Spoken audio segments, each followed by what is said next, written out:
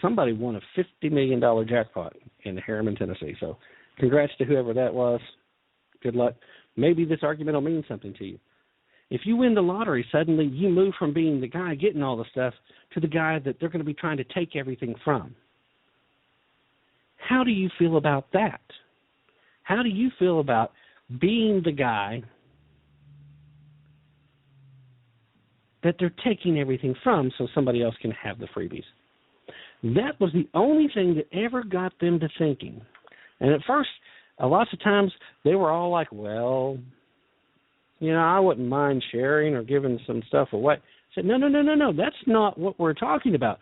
We're talking about the government under force,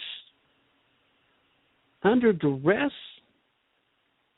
under the police action, coming and taking your stuff to just give away for whatever they wanted to do with it. You had no say. That kind of conversation started them thinking. Now, it didn't always work out great at the end of the conversation, but it started them thinking. And that's the kind of conversations that we need to be having with our friends, our neighbors, our thick-headed family members. Respectful, but poignant. Asking them in a real way to put themselves, and I know it's hard sometimes, and there's some folks you're never going to reach, but still asking them to put themselves in the other position for just a little bit. Make them think about what the repercussions are. I mean, we're living under lies like separation of church and state. There's no separation of church and state in the Constitution. It was a ploy by the so-called progressives who wanted to get rid of faith. Why? Because you get rid of faith, then you get rid of people of faith. People of faith are never going to follow the religion of the state. They're never going to be solely dependent on what the benevolent leader is going to pass out as crumbs. People of faith are going to count on God and themselves, first and foremost. That kind of mentality, that kind of attitude cannot be tolerated by a socialist regime.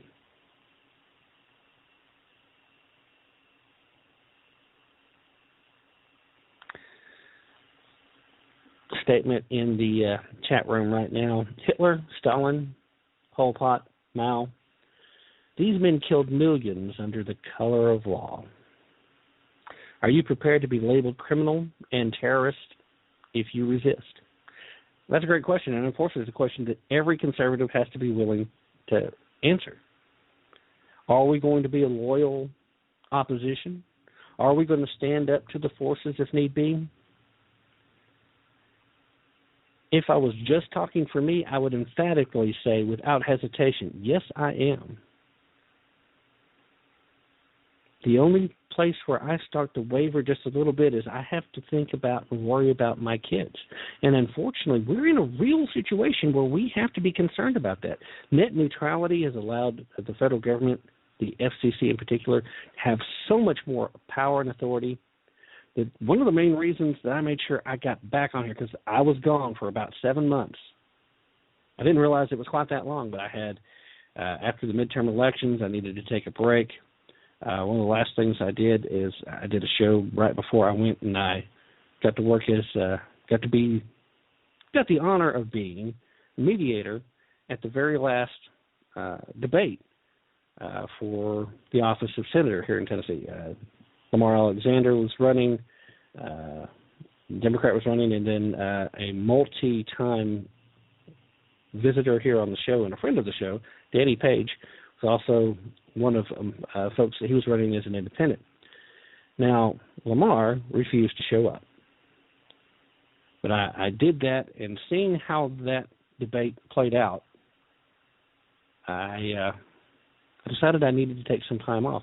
And then I had a huge technical issue. Studio stuff crashed, and it took me a while to get back on it. So after a while, though, I didn't even realize how long it had been. But I realized when net neutrality passed, I had to get back on the air because I don't know how long a show like this is going to be allowed to continue. We are so dependent in podcasting on the internet. in order to press the word. Without the internet, Blog Talk, Spreaker, where I do the show over there as well, a little more often in different time frames. My website itself, tapintothetruth.com, could be shut down tomorrow with no recourse. But in the end, like I said, I have to think about them. I have to consider their well-being. But in the end, I want them to be the kind of people that will stand up too. And I can't expect that of them if I'm not willing to. So yes, I'm prepared to be labeled a criminal for having conservative libertarian views. I'm prepared to be called a terrorist for saying we have to stand up and demand our government operate the way it's supposed to. Yeah, shortwave radio would be great. And unfortunately, we're looking towards a future where that might be necessary. Although, again, that certainly would feel more like an outlaw here on the outlaw. Welcome to Tap Into the Truth. Coming to you live from an undisclosed location because they're looking for me. I kind of like that. I might even try it sometime. I don't have a shortwave radio right now, but I definitely need one. It all comes down to this. You have to be willing to stand. You can't be afraid of how you'll be labeled. You have to be prepared to make that argument.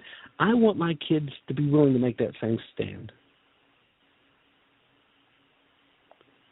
Lady Michelle says she's already been called a designated terrorist by our government. I don't doubt it.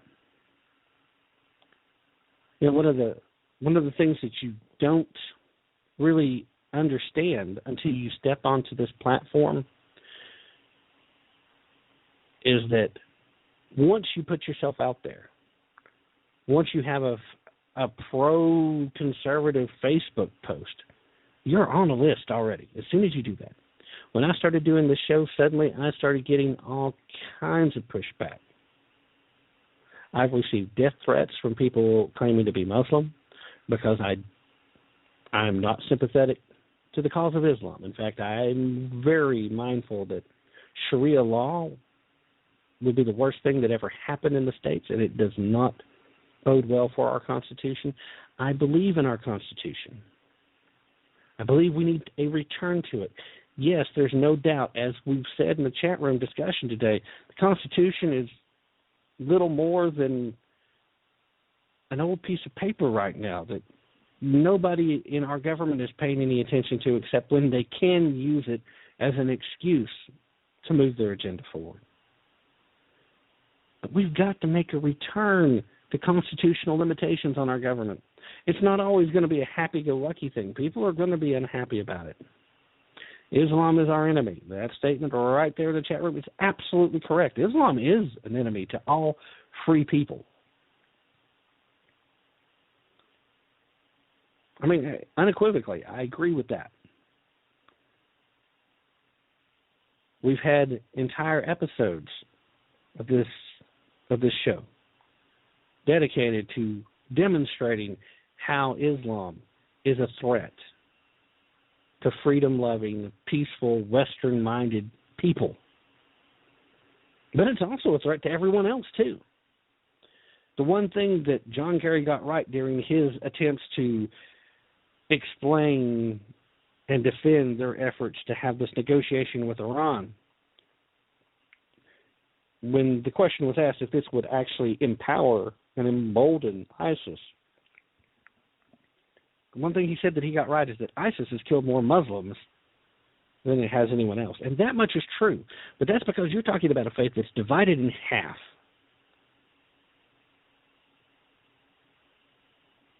Islam is the code of desert raiders.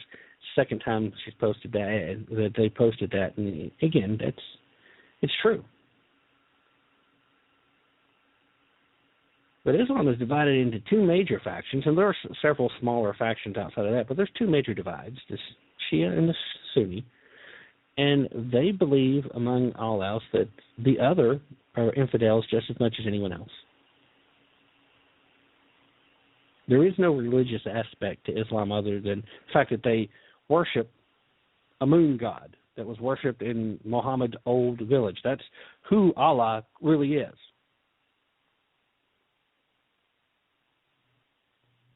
And then it just became a way of saying that I, Muhammad, get to do anything I want, and then once I decide that I can do it, then I will let some of you do the same thing afterwards.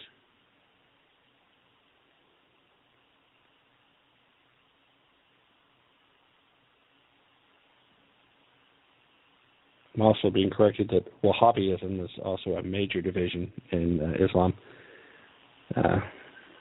Wahhabi, of course, being the most extreme. But if I'm not mistaken, I think Wahhabism is an offshoot of the Shia. It came from that, and there's essentially, I could be off on that. It's been a while since I've done that research, but I think it's still basically essentially the two major splits, and then a lot of splits that have occurred afterwards. It's been a while since I've done the research, though. So, I mean, you may be right. I'm not arguing with you, per se. I'm just throwing that out there.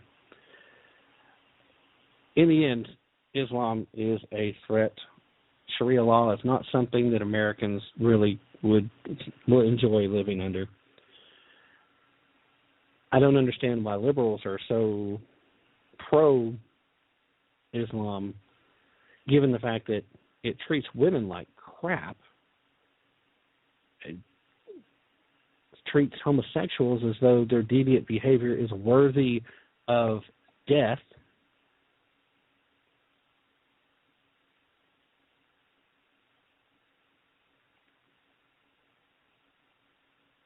But it all comes down to the simple fact that these people are going to kill each other for control of the caliphate.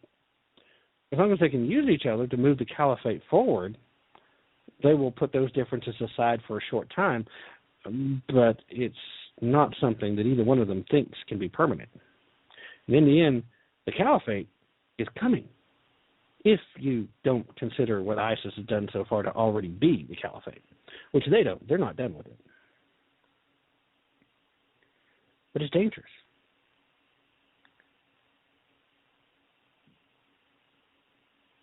There is no question the threat that it poses to all non-Muslims. But you know what? I'm down to about 90 seconds left, and I'm going to have to call this show to an end. But I want to, again, thank Oklahoma State Senator Joseph Silk for coming on at the top of the hour. He was a great guest. He got an opportunity to tell his side of the story. Everybody who gets an opportunity, if you came in late, please feel free to listen to the podcast later and get the beginning of the show. Thank you, everybody, for participating in the chat room, for listening in today. If you're catching the show on podcast later, thank you for giving me part of your time. I appreciate it. Love all you guys. And you know what? As I'm fond of saying at the end of the show, don't take my word for it. Definitely don't take their word for it. Be prepared to put in a little bit of effort, do the work, use your brain, and understand you've got to put in some effort if you really want to tap into the truth. That's it. Goodbye, everybody. Have a great rest of your weekend, and we'll see you again next week.